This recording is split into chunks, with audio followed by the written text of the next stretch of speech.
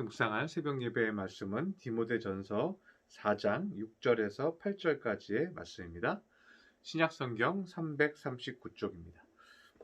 내가 이것으로 형제를 깨우치면 그리스도 예수의 좋은 일꾼이 되어 믿음의 말씀과 내가 따르는 좋은 교훈으로 양육을 받으리라. 망령되고 허탄한 신화를 버리고 경건에 이르도록 내 자신을 연단하라. 육체의 연단은 약간의 유익이 있으나 경건은 범사에 유익하니 금생과 내생의 약속이 있느니라. 아멘. 오늘 본문은 예수님이 좋은 일꾼은 어떤 모습이어야 하는지 바울 사도가 가르쳐주고 있는 말씀입니다. 그런데 오늘 본문에서 좋은 일꾼은 병을 고치거나 귀신을 쫓거나 환상을 보거나 이런 기적적인 일에 초점을 맞추고 있지 않습니다.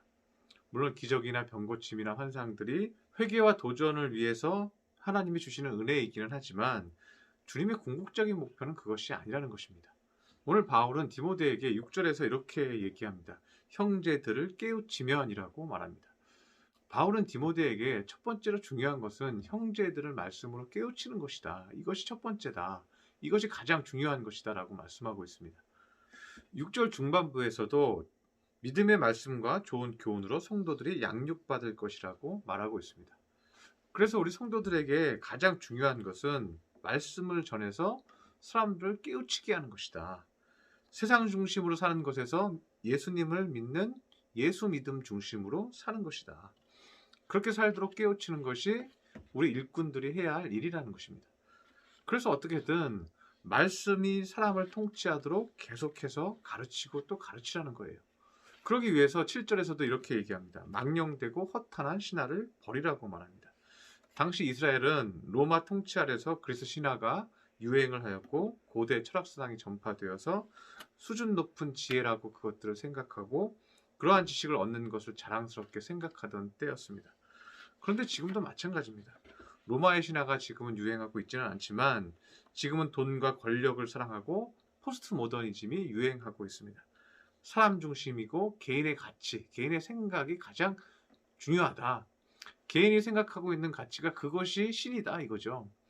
개인이 가장 좋다고 생각하는 그 가치를 인정해주자. 이것이 포스트 모더니즘이에요. 그래서 여성운동, 동성애, 그 개인의 가치다. 그들 동성애를 하든 여성운동을 하든 짐승과 결혼을 하든 그것을 다 존중해줘야 된다. 하나님의 말씀이 통치하는 것이 아니라 개인의 가치와 생각이 나를 통치하는 세상. 거기에 대해서 성경을 가르치고 요구하는 것은 폭력적인 것이다. 이렇게까지 표현을 하는 거죠. 바울은 디모데에게 이러한 세상의 가치관을 버려버리고 경건에 이르도록 자신을 연단하라고 말씀하고 있습니다. 그런데 이 경건은 하루아침에 쉽게 이루어지는 것이 아닙니다. 경건에 이르도록 연단해야 한다는 거예요. 경건은 하나의 성취의 단계와 같다는 거예요. 경건에 이르도록 노력하라는 거예요. 신학자 하일러는 이런 말을 합니다. 경건한 기도와 예배는 거룩한 존재와 하나가 되는 길이고 긴 정화의 절차를 수반하는 경우가 많다. 예배자는 순수한 사랑에 도달해서 신 앞에 나서기에 적합한 자격을 얻는 과정이다. 좀 어려워 보이지만요. 제가 좀 해설해 드리면 기도와 예배는요. 거룩한 하나님과 하나가 되는 길고 긴 정화의 과정이 필요하다는 거예요. 그것이 경건의 단계라는 거예요. 이 말은 하나님과 진실로 하나 되고자 하는 간절한 기도가 반복되었을 때 내 마음이 영적인 진실함에 이르러서 진실로 하나님과 하나 되는 시간이 된다는 거예요. 그것이 경건의 상태라는 거예요. 하일러는 여기에 대해서 다시 한번 이렇게 설명하고 있습니다. 그러한 영적인 모습은 순수한 사랑에 도달하는 것이다. 내가 기도를 깊이 하면서 하나님과 하나 되는 그 모습이 있는데요. 이것이 경건인데 이 상태가 어떤 상태냐 하면 하나님을 순수하게 사랑하는 상태라는 거예요. 그것이 경건에 가장 적합한 상태다 이렇게 얘기를 하고 있습니다. 기도를 깊이 하면서요. 하나님과 내가 하나 되면서 하나님 아버지 내가 하나님을 너무 사랑합니다. 내 목숨보다도 주를 더 사랑합니다. 나의 삶의 가치 그 어떤 성공보다도 그 세상의 어떤 것보다도 저는 하나님을 사랑합니다. 주님께서 높이시면 높아지고 낮추시면 낮추십니다. 내 목숨을 다하여 내 힘을 다하여 주님을 사랑합니다. 이러한 영적 상태가요. 경건이라는 거예요. 나의 모든 것을 드려도 아깝지 않을 만큼 하나님을 사랑하는 마음이 되는 것을 말하고 있습니다. 그런데 하일러는 여기에 대해서 한 가지 말을 더 합니다. 주님의 은혜는 기도자가 찾아내는 업적이 아니라 하나님이 인간의 내면에서 행하시는 역사다라고 말합니다. 하나님이 나의 내면에서 하시는 역사다.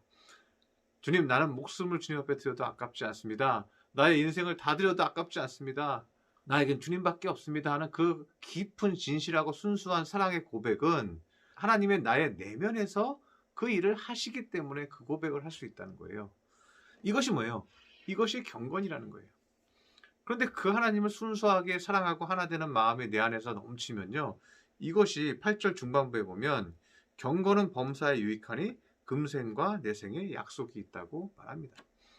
내가 주님과 하나 되고 주님을 사랑하는 진실한 마음이 내 안에 있으면 우리가 사는 인생에도 하나님의 약속이 있고, 우리가 죽어서도, 우리의 육신이 죽어서도 영원한 약속이 있다는 거예요. 그래서 경건은 범사에 유익한 거예요. 여러분 마음이 하나님과 하나 돼서 깊은 영적인 교제 안으로 들어가시기를 바랍니다. 하나님을 진실로 사랑하는 그 깊은 마음이 여러분 안에서 숨쉬게 하시기를 바랍니다. 그것이 뭐예요? 범사에 유익한 거예요. 내 인생에 무엇이 벌어져도 유익한 거예요. 여러분 각자의 기도의 시간에 하나님과 하나 되시기를 바랍니다. 그리고 하나님 앞에 진실로 사랑을 순수하게 고백할 수 있는 사람 되게 해달라고 간절히 기도하시기 바랍니다. 그렇게 사는 것이 가장 헛되지 않은 인생입니다. 시간을 낭비하지 않는 인생입니다. 하나님이 기뻐하는 인생입니다. 한 주간도 하나님과 동행하여서 내 마음의 경건을 이루는 거룩한 주의 자녀들이 되시기를 축원합니다. 기도하겠습니다. 할렐루야. 사랑과 은총이 충만하신 주님, 바울이 디모데에게 간절히 요구하고 있습니다. 하나님의 말씀을 가르치는 자가 되라고 말씀하고 있습니다. 어떠한 기적보다 말씀을 가르치는 자, 교훈을 주어서 깨우치게 하는 자 되라고 말씀해 주십니다.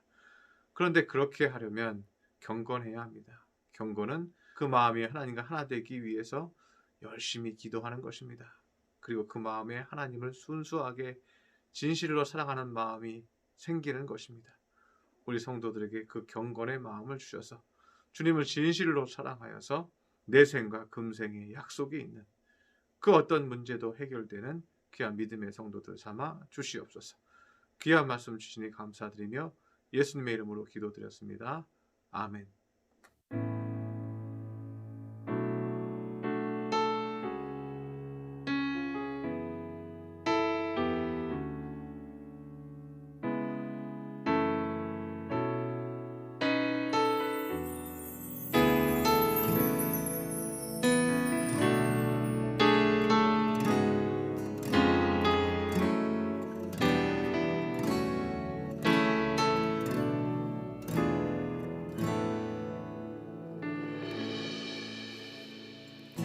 무한 시절 지날 때 깊은 한숨 내쉴 때 그런 풍경 보시며 단식하는 분 있네. 고와 같이 너희를 버려두지 않으리. 내가 너희와 영원히 함께 하리라. 성령이 오셨네. 성령이 오셨네. 내 주에 보내신